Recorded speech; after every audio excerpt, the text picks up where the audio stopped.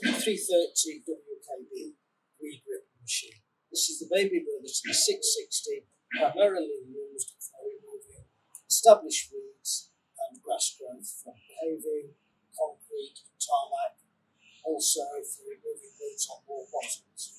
The machines delivered fully assembled. The good feature of the machine is that the handles fold down for easy storage or transport.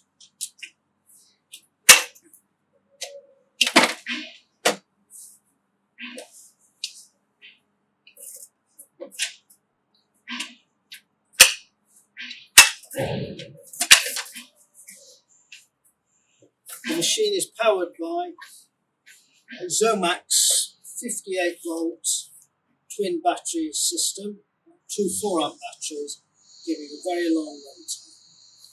There is an on-off switch next to the two batteries. The machine is easily started by turning it on, pressing the red button and engaging the motors. There's a flap on the guard so that you can get up close to wall bottoms.